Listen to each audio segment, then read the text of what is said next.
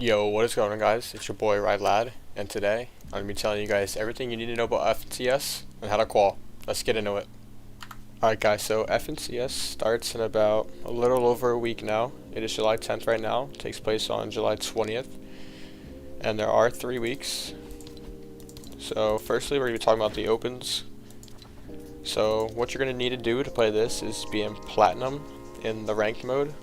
Once you get that, you should be able to play FNCS Opens, and from the open round, if you qual, you make semifinals. Obviously, semifinals to finals, but let's talk about how to get to semis first. So in the open round, you need top 200 to advance to the semifinals, which will take place the very next day after on the 21st. After the semis, you then need to get top 50, and then you play on the 23rd, which is 2 days after the semifinals. Alright guys, so finals is going to be a little bit difficult to make, even semifinals for most, but don't worry if you don't qual to semis in week 1 or finals in week 1, don't stress because you have the series points leaderboard. So basically what this is it's a cumulative point system of weeks 1, 2, and 3.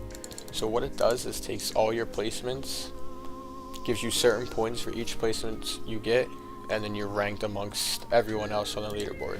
And if you meet a certain criteria, you then make it into the grand finals. Alright, so let's dive right into the point system here. So as you see, Victory Royale, 65 points. This format is exactly like the dual cash cups have been, and even last FNCS as well. So definitely placement heavy. I would definitely go for more placement instead of eliminations. You know, unless you guys are W key gods, I would definitely key your first game a bit, you know, get up there on the leaderboard, but make sure you guys play for that win every time because that is going to be crucial.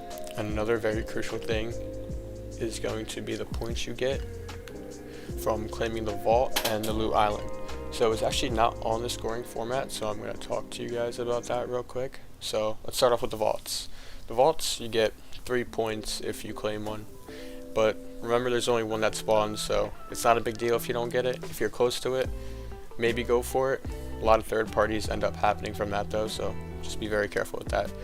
But then you have your loot island spawn. This one is going to be the major one you guys want to look out for. This is an extra 15 points, and that is a huge difference on the leaderboard. This can set you from not qualing to qualing. So if you guys have good shotguns, good heals, good mats, I definitely go for it, especially if you guys have slurps. It is worth fighting for. Once again, an extra 15 points, which is huge. You guys need to play for that win in the first game. That is going to be crucial to climbing up the leaderboards in the beginning. You guys don't want to be playing from behind the whole tournament, so a good game 1 is going to be very, very rewarding.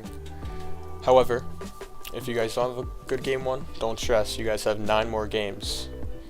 And if you guys don't have a good game 1, you're going to be in low elo lobbies, you know. Kids aren't going to be as great, so I recommend game 2, even keying a bit, then playing out for the win.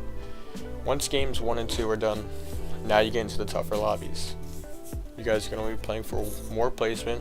Make sure you get your surge tags because surge is going to be a huge factor in each of these games. You're going to be playing a lot of stackers, so I definitely recommend playing some scrims before you guys hop in this tournament as well. Alright guys, now let's get into the drops.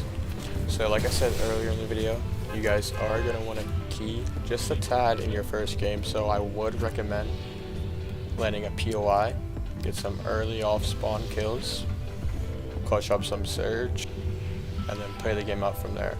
And then once you get that good game in either game 1 or 2, I'd stop, you know, going these congested POIs, unless that's your drop spot and you're fine with that, go for it. But I would go with split where you guys are comfortable with, getting some loot, farming up, getting your surge, and playing low key so you guys can get that maximum placement. So now let's get into the inventory. Firstly, as your AR, you're definitely going to be one holding the MK in these stacked lobbies, as the MK is one of the best guns in the game to get surge, other than the red eye that used to be in. However, if you like the flapjack more, you can take it if you know you're going to get surge with it. It's a little harder than the MK, but if you guys know you're good with it, definitely take the flapjack. SMG I wouldn't really go to too much unless you guys know you're going to have Surge. If you're keying a bit, then go SMG 100%. But if you're in these stackers like FNCS is going to be, you guys definitely need to be taking ARs. Personally, I would say the Havoc is the best shotgun in the game. However, the Breacher is very good as well, but if you have enough keys, go for it. If not, I definitely hold the Havoc as it's a hard-hitting pump endgame. Thirdly, your heals. I definitely like holding bigs, minis, obviously slurps. You guys can get slurps, claim them in a heartbeat because those are game-changing as well. Another thing that a lot of people aren't looking out for is these ice creams that came out a little bit ago. There's a mythic ice cream that actually gets you to 100 if you pop it, and it takes a second to pop. That is very crucial. Obviously that is better than a slurp. And there's also a spicy ice cream. Works exactly like peppers. This would be huge for rotating, so if you guys can stack these, you'll get some free rotates. Another thing that is going to be crucial in your inventory is the flare gun. I would give the IGL the flare gun as to where you can see where people are at and give you guys rotates. But the flare gun is definitely a must. And cannon and the explosive repeater are also going to be in FNCS. So I do recommend holding that as well, as the fragger should probably hold those, as they are quite annoying to be playing against. And you can get some free kills from that, especially endgame. People don't see it coming, or if you're third partying, some free elims right there for you guys. Oh no, Rylad, what should I do if there's no rotation in the game? So physically there isn't any rotation in the game like we had in previous seasons. However, there still is. As you can see, we still have the mud in the game. As you're going to see this in your forest biome, which is very huge. If you guys can find some mud and rotate, you get where you need to be in seconds. Another thing to look out for is going to be your spicy ice creams. Like I said a little bit ago in the video, these are going to be crucial when rotating. They work just like peppers, and they're going to get you where you need to be. You can find these spicy ice creams in the coolers, so make sure you guys loot all your cooler spawns and stack those ice creams for late game because they are going to be important. I cannot stress this enough. Rotation is very hard to come by in this season. Many people aren't going to be holding this stuff, but now that you guys are watching this video, you guys will know exactly what to hold and how to get the zone to hold kids rather than being held back in zone. And lastly, for rotating, a lot of people underestimate the invisible gauntlets.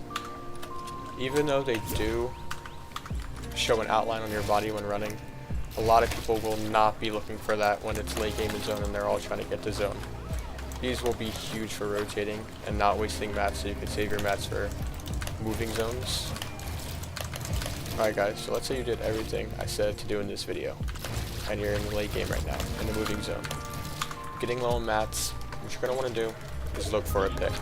And what a pick is just a refresh. So basically what you want to do is find a team or a solo that you can get in on to get his mats.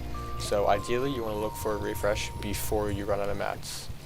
If you're tarping and your IGL has no more mats and you have about 100 left to spare him, this is when the fragger should start looking for a pick. So that pretty much covers everything you need to know about FNCS and how to qual and each steps you need to be taking in each of your games. So I hope you guys enjoyed the video. You guys should definitely like and subscribe, and I hope to see you all on the leaderboard. Peace. Do you like free? Cause I love free, and I love freeze too. Do you like free? Cause I love free, and I love freeze too.